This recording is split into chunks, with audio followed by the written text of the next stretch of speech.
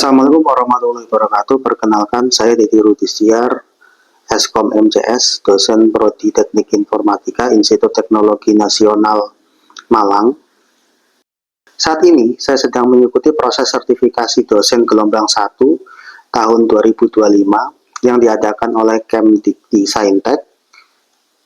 Video ini dibuat sebagai pernyataan diri dosen dalam unjuk kerja Tridharma Perguruan Tinggi atau disingkat dengan PTD UKT-PT bidang pengajaran. Pada kesempatan kali ini saya akan menyampaikan mata kuliah Data Mining dengan kode IF6136. Mata kuliah ini adalah mata kuliah yang saya ampu yang ditujukan untuk mahasiswa semester 6 yang terdiri dari 3 SKS. Di dalamnya terdapat 16 kali pertemuan dengan 14 pertemuan untuk materi dan 2 pertemuan untuk ujian tengah semester dan ujian akhir semester. Pada mata kuliah ini, mahasiswa akan belajar beberapa materi mulai dari pengenalan data mining, klasifikasi, knowledge data discovery, konsep arsitektur model, klasifikasi Naive Bayes, klasifikasi lainnya. Tidak hanya itu, mata kuliah ini juga akan mempelajari bagaimana cara menganalisis dari model-model atau klasifikasi yang sudah dipelajari sebelumnya. Pada mata kuliah ini terdapat 2 capaian prodi, yaitu CPL 1, memahami konsep kalkulus, teori matematis, dan penyelesaian masalah dengan menggunakan program, dan CPL 3, memahami konsep dan prinsip sistem cerdas dengan menggunakan logika komputasi dalam menyelesaikan permasalahan di berbagai bidang, dan tentunya RPS sudah divalidasi oleh ketua program studi. Selain itu terdapat 4 capaian pembelajaran mata kuliah yang diharapkan adalah yaitu CPMK 1, mahasiswa mampu menguasai konsep penyiapan data dan fitur. CPMK 2, mampu menguasai konsep dan metode klasifikasi. CPMK 3, mampu menguasai konsep metode clustering. Dan CPMK 4, mampu membuat aplikasi data mining menggunakan metode klasifikasi dan clustering. Metode pembelajaran pada mata kuliah ini adalah pembelajaran di kelas dengan penyampaian materi komunikasi 2 arah dengan mahasiswa, dan juga terdapat demonstrasi praktek yang langsung mengimplementasikan proses data mining. Selain itu terdapat evaluasi proses yang akan dilaksanakan setiap akhir pembelajaran seperti kuis, tugas besar, dan yang terakhir ada penilaian tugas berupa UTS dan UAS. Dan yang terakhir, mahasiswa akan dinilai sesuai ketentuan pada RPS, mulai dari tugas harian, tugas besar, ujian tengah semester, dan ujian akhir semester.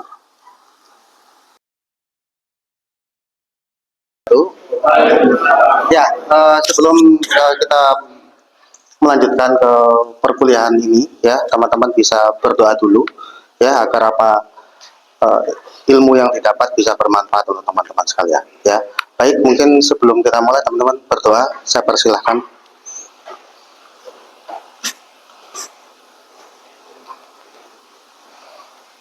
Cukup. Ya, perkenalkan, saya Dedi Rudisiar, ya nanti akan mengampu mata kuliah data mining. Ya, ini adalah materi pertama. Ya, nanti saya harus menyampaikan kontrak perkuliahan dulu.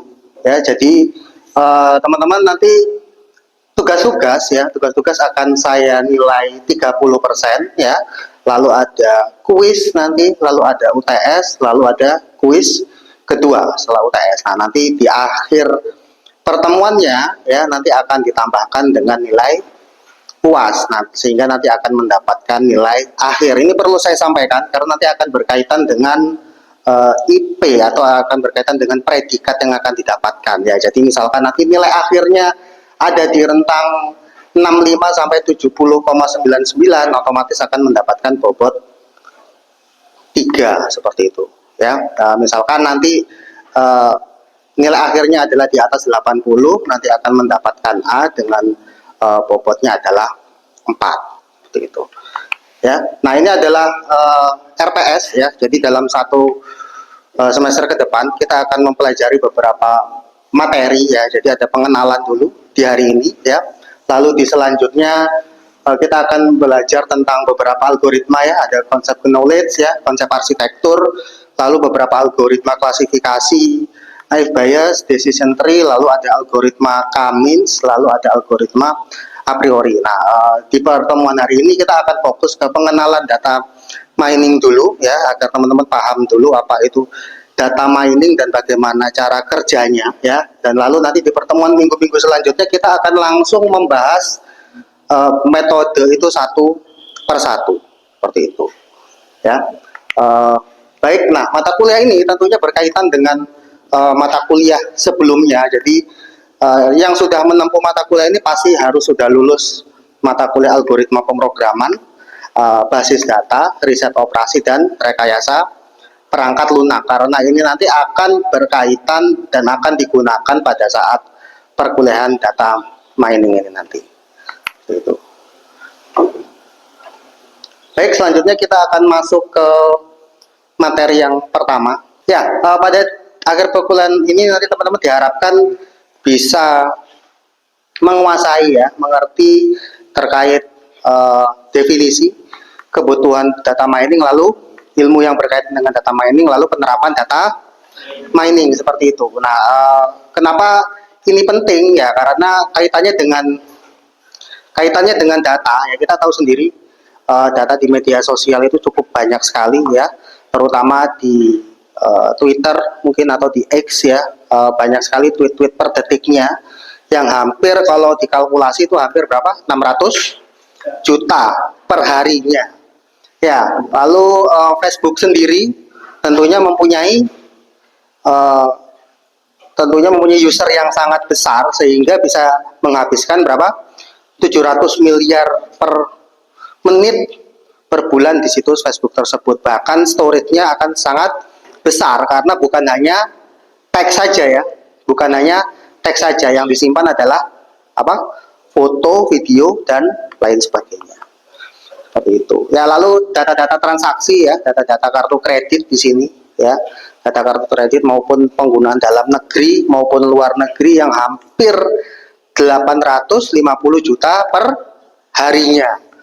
Lalu selain itu juga di supermarket ya, contoh saja di Indomart saja ya, hampir 4.000 gray ya, kita asumsikan di sini ada 3 transaksi per menit, berarti ada sekitar hampir 12 juta transaksi seperti itu ya. Sehingga apa, kalau di sini adalah data-data tersebut cukup banyak ya, cukup banyak, seolah-olah apa, kebanjiran data. Nah, jadi karena data itu sudah cukup banyak, sudah banjir data ya, jadi ini harus dimanfaatkan dengan baik seperti itu. Jadi di sini adalah data mining adalah konsep untuk apa?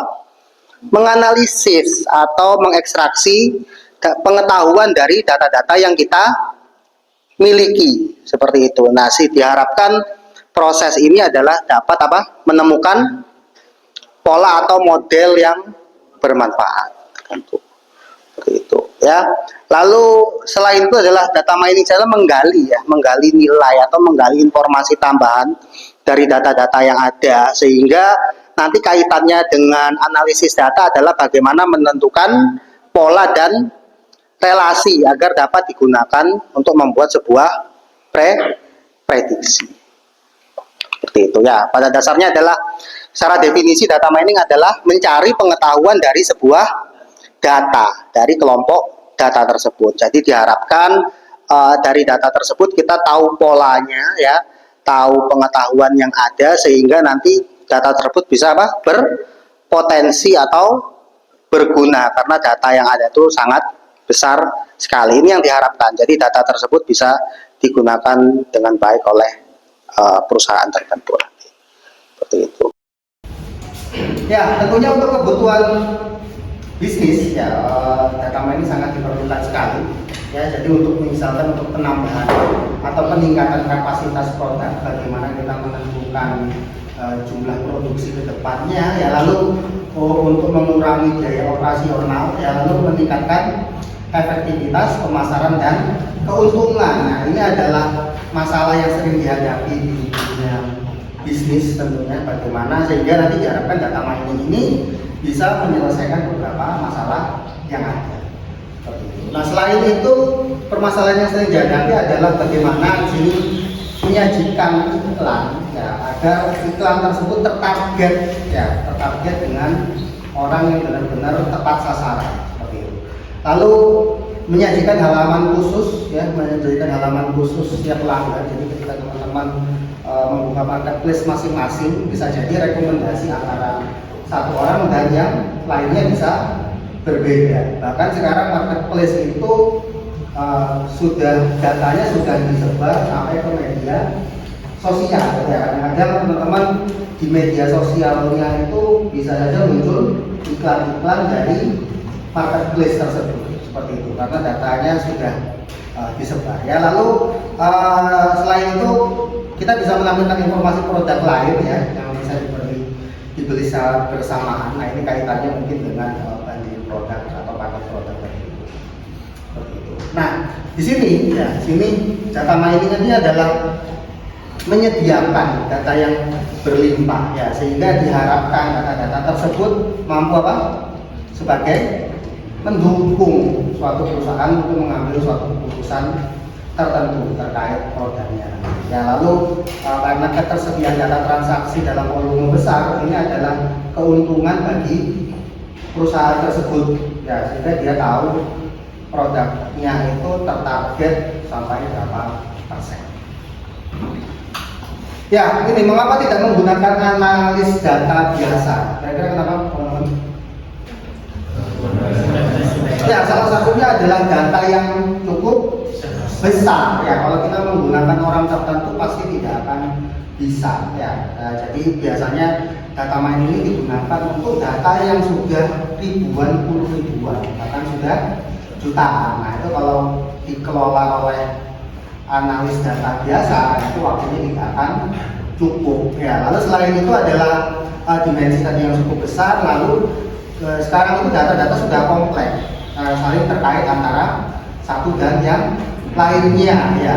Jadi data tersebut, bahkan sekarang data multimedia itu pun sudah bisa diolah ya. Ada teks, video dan audio itu bahkan bisa diolah. Ya, lalu keuntungan selanjutnya apa bagi perusahaan kira-kira? Ya, kaitannya dengan apa? Meramalkan masa depan. Ya, meramalkan masa depan. Kira-kira produk tersebut akan terjual berapa buah ya, sehingga nanti tidak akan terjadi over produksi. Volume produksinya tetap terjaga sehingga perusahaan tersebut dapat mempersiapkan diri. Sama ketika diramalkan produknya pun akan turun, nah perusahaan bisa apa? Mempersiapkan diri juga, mungkin bisa meningkatkan iklan. Ya, lalu ini adalah contohnya ya. Contohnya adalah misalkan di toko Sukamakmur ini ada analisis pertama adalah setiap pria membeli pokok di hari Kamis dan Sabtu. Nah, di sini mereka juga membeli minuman. Ini adalah analisis yang pertama. Analisis kedua, pembeli yang belanja di hari Kamis dan Sabtu. Tapi di hari Kamis dia jumlah itemnya lebih sedikit. Nah, dari analis ini kita bisa memunculkan kesimpulan atau memberi solusinya diharapkannya. Jadi dari data transaksi itu dicek sehingga kita bisa menyimpulkan, oh berarti di hari Kamis ya kita bisa menjual minuman dengan harga yang full karena hari Kamis dan Sabtu orang-orang sudah pasti akan membeli minuman. Lalu mungkin mendekatkan posisi pokok tadi dan minuman agar ketika dia membeli pokok ini tadi diharapkan dia langsung mengambil sebuah minuman. Ya, lalu ini adalah beberapa ilmu yang terkait ya. Jadi data mining pun erat kaitannya dengan pencarian informasi ya, artificial intelligence tentunya, kecerdasan buatan, lalu statistik ya. Statistik sangat diperlukan sekali, bagaimana mungkin volume kemunculan transaksi tersebut dari suatu produk. Lalu yang paling utama adalah data base selaku penyimpanan transaksi yang ada. Nah, ini beberapa penerapannya ya di lingkup analisis pasar dan manajemen. Bagaimana misalkan menembak target ya, bagaimana kita berusaha mengiklankan produk agar produk tersebut tertarget oleh langsung ke calon pembeli, lalu melihat pola-pola pembeli tersebut dari waktu ke waktu, sehingga kita tahu oh berarti produk A ini itu pasti akan rutin dibeli, oh produk B ini jarang dibeli, ya. Lalu identifikasi kebutuhan tadi, ya kaitannya dengan produk. Ketika kita tahu customer A ini misalkan kosmetiknya butuhnya yang spesifikasi seperti ini, ya tadi nanti kita bisa mengirimkan informasi tambahan kepada orang tersebut. Ya, lalu untuk nilai loyalitas ya kaitannya dengan CRM, ya bagaimana kita mungkin ada diskon-diskon tertentu ya untuk apa? Untuk customer yang loyal. Ya, lalu selanjutnya adalah di perusahaan ya berguna untuk manajemen resiko. Ya, bagaimana misalkan merencanakan keuangan ke depannya, bagaimana mengevaluasi transaksi pendapatan, lalu mengevaluasi aset yang dimiliki saat ini, lalu merencanakan sumber daya ke depannya. Ya, ini adalah beberapa penelitian terkait ya penelitian saya dan mahasiswa khususnya. Jadi pada dasarnya data mining itu bisa digunakan ya. Nah, saya ambil contoh ini adalah data ini bagaimana memprediksi saham bank syariah. Di sini bagaimana nanti kita bisa tahu saham bank tersebut naik atau turun ya. Lalu bisa juga kaitannya dengan analisis sentimen ya. Lalu bagaimana kampanye-kampanye tertentu itu bisa berdampak positif atau negatif bagi masyarakat. Seberapa besar positifnya, seberapa besar negatifnya. Lalu mungkin untuk clustering daerah tertentu kita bisa mengelompokkan daerah tertentu, mengelompokkan masyarakat seperti itu. Nah, jadi data mining ini bisa digunakan untuk pengelompokan juga. Ya, ini adalah penelitian terkait ya. Jadi agar teman-teman mempunyai gambaran kira-kira data mining itu digunakan untuk apa saja. Ya, salah satunya adalah di sini adalah penelitian saya dengan mahasiswa ya. Jadi di sini adalah judulnya adalah memprediksi saham bank syariah agar kita tahu bank tersebut nanti sahamnya akan naik atau turun. Ini adalah berguna untuk memprediksi bagaimana kita mengambil keputusan menjual atau membeli sebuah saham tertentu. Selain itu adalah sentimen analisis di sini terhadap suatu kampanye tertentu atau berita tertentu. Kira-kira dari berita tersebut atau kampanye tersebut itu dampaknya apa? Positif atau negatif untuk masyarakat seperti itu. Ya, lalu di sini adalah untuk klasterisasi ya. Jadi kita bisa mengelompokkan suatu daerah, mengelompokkan orang bahkan gitu ya. Gunanya apa? Agar kita tahu oh, misalkan daerah ini termasuk misalkan sini judulnya adalah status kemiskinan ya. Jadi kita bisa mengelompokkan daerah-daerah tersebut itu status kemiskinannya tinggi, sedang ataupun rendah seperti itu. Ya, ini adalah beberapa penelitian yang terkait. Selanjutnya untuk mengetahui pemahaman teman-teman, sini mungkin teman-teman bisa bertanya terkait materi yang sudah saya sampaikan. Jika ada yang kurang jelas bisa ditanyakan. Silakan. Data apa saja yang dapat diolah menggunakan data mining? Data apa saja? Ya, tadi sudah saya jelaskan di awal ya. Jadi data-data yang ada itu adalah data-data teks tentunya ya. Zaman dulu mungkin data mining itu masih mengolah teks saja ya. Tapi semakin ke sini data-data multimedia pun ya, data-data multimedia mau itu gambar ya, audio, video itu bisa diolah ya, bisa diolah, bisa selagi data tersebut bisa disimpan di database menggunakan algoritma tertentu, data tersebut masih bisa dicari maknanya seperti itu ya. Jadi pada dasarnya hampir semua data ya, data multimedia khususnya selain teks itu masih bisa dikelola, masih bisa dilakukan mining data tersebut ya. Selanjutnya mungkin ya, silakan. Algoritma apa saja yang dapat digunakan untuk data mining? Data mining ya, ini adalah beberapa algoritma yang ada ya. Jadi ini adalah contohnya tadi ya. Jadi secara umum ya beberapa algoritma ada K-means mungkin ya, ada naive Bayes, ada a priori, lalu ada LSTM ya yang sering digunakan untuk prediksi. ya, lalu ada double eksponensial mungkin seperti itu ya. Itu adalah beberapa algoritma yang bisa digunakan. Bahkan untuk sentimen analisis pun ada SVM ya, yang sering digunakan untuk text mining seperti itu. Baik, ada lagi? Ya, kalau tidak ada, teman-teman bisa mencoba ya, mencoba tugas untuk minggu depan agar materi pertemuan ini lebih paham ya. Sebelum perkuliahan kita akhiri ya, teman-teman bisa mengerjakan tugas ya.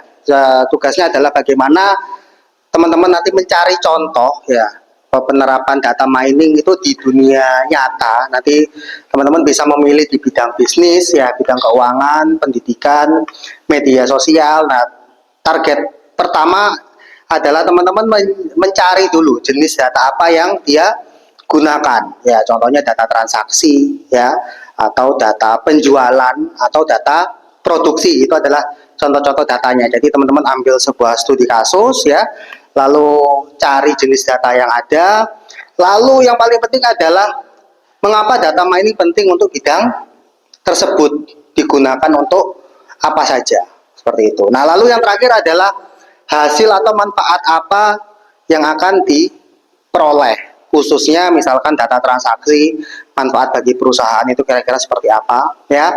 Misalkan suatu produksi tertentu ya, jadi kira-kira nanti untuk si pemilik perusahaan itu gunanya untuk apa, seperti itu ya. Jadi nanti silahkan dikerjakan tugasnya seperti biasa.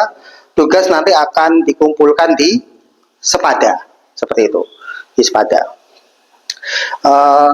Dengan batas waktu pengerjaan adalah 1 minggu. Baik, untuk materi minggu depan kita akan belajar tentang proses knowledge data discovery ya. Jadi teman-teman mungkin setelah ini bisa sambil dibaca untuk mempersiapkan materi di minggu depan ya. Selanjutnya ya, dan untuk materi pengenalan data mining saya cukupkan sampai sekian ya. Jadi terima kasih atas kehadirannya. Saya ucapkan wassalamualaikum warahmatullahi wabarakatuh.